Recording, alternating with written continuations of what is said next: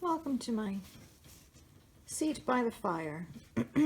I'm doing some slow stitching today, and I thought I'd bring you along as I work on this. This is a bookmark. I've laid down purple fabric and used just a straight stitch to put it on, and then I've cut out three flowers from a doily. Then I have used, again, just a straight stitch to put around the outside of each of the flowers. And then I used an odd number of French knots to do the center of the yellow flowers, a chain stitch to join the three flowers together. And I'm going to show you the back. So I have heavy interfacing on the back of it. I'm going to close it up once I get it to the front done, and I will stitch along the back of it so that the stitching doesn't show through. I am now adding Danish knots to the bookmark. So you start by coming up through the back of your work to the front, and you decide how long you want the front bar to be, and then go back down in your work. I like this stitch in the same way I like a seed stitch. Now you come up in the center below the bar at the center point.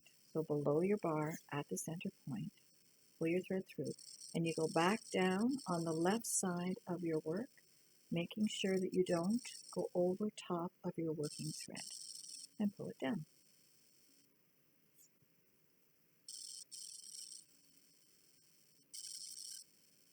Now, again, you're working on top of your work. You go down on the other side, so to the right of that last stitch and over top of your working yarn, and pull your knot tight, placing your knot where you want it to be on that bar. And now you secure the knot by going back down through the work.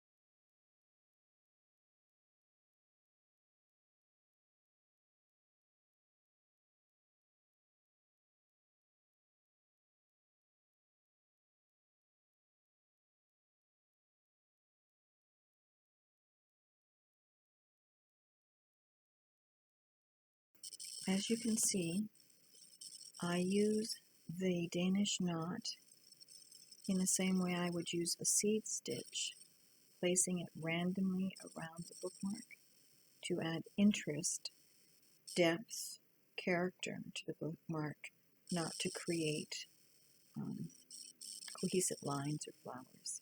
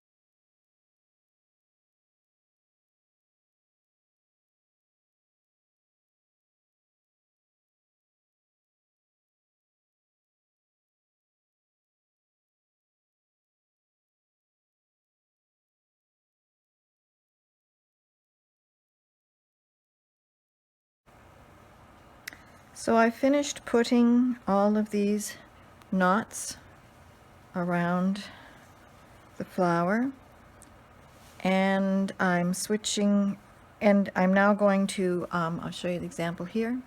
I'm going to go around each flower with a running stitch,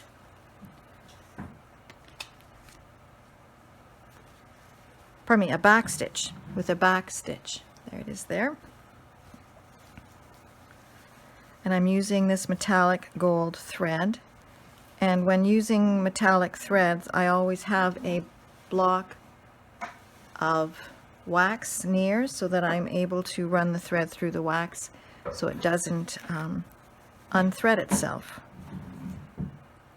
If you don't wax it, this end will start to fray.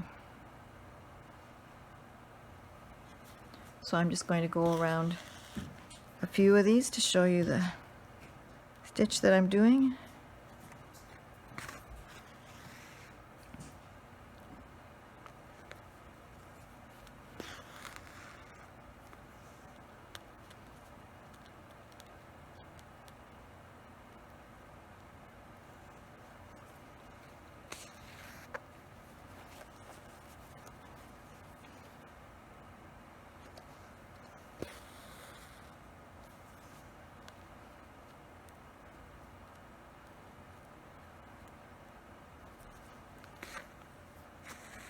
Just like that.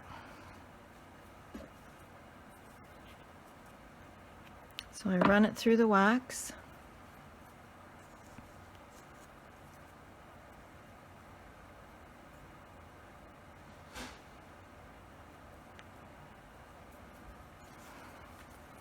So I go down,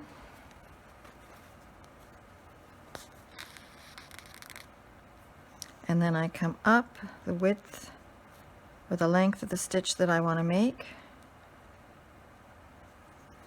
and I go back down into the same hole,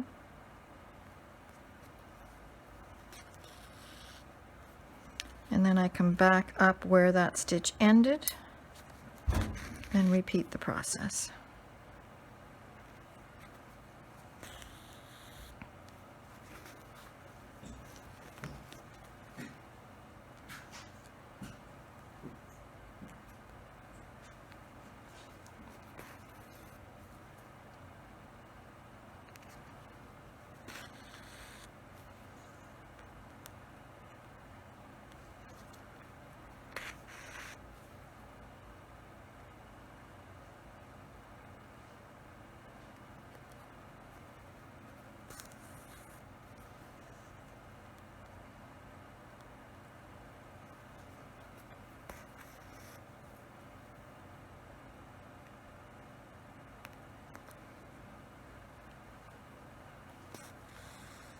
So I'm going to go and continue this flower and then do this flower, and then I'll be back. So on the back of the bookmark, I thought I was going to add a Palestrina stitch. So you'll see that I struggle with the yarn here. It's a little unweaving itself or unraveling itself. But what you do is you come up from the back of your work and you make a post. Then you take your yarn, and you'll see I flip my needle around so that I can get under the post. You go under the post from right to left, and you pull it around and you tighten it up. And then you again what I'm doing is showing you you're going under and between those last two stitches and over your yarn. So again, you go into your work, the length of the stitch, you take it down all the way. What you do is you take a little piece, you see the piece there that's where your knot is going to sit, and now you go under that bar, right to left, tighten it up, and then you take your yarn and you go in the middle of that little bit, that bar that you picked up. So here my yarn is run out and I'm going to be adding new thread, And what I do is I go, because I don't want to have stitching on the front of the bookmark, I'm catching where the knots come in so that I can start, so they don't show, and I can pull it through to where I'm going to start doing the Palestrina knot again.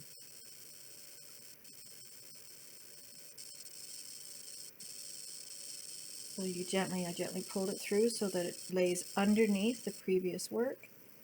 And again, I take a little bit of a bite out of the fabric there, the width of what I want my knot to be, and the length that I want the stitch to be.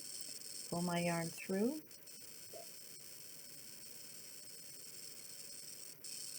Then I go under the work, right to left, tighten it up, and now I go down between and over the work. Taking a little bite out of the fabric.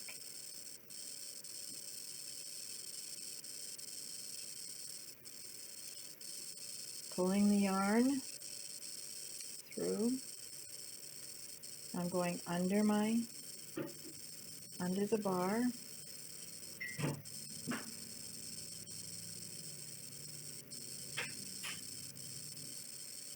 Pulling it through. Now I'm going down in between. Oops, I didn't catch it that time, I guess. And there I go down in between the two and over the yarn.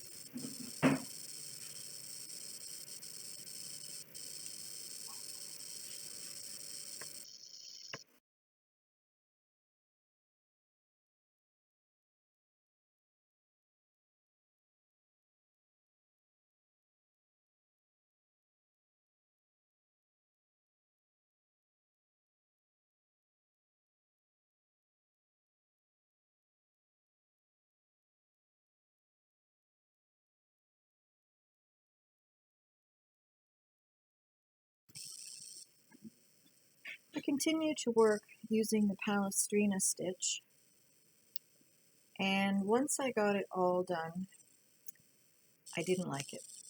I couldn't make it work with anything else, and I like the stitch, it was nice to make, but it didn't look good on the back of the tag. So in trying to salvage the work I did, I went through the tag and I sliced the fabric.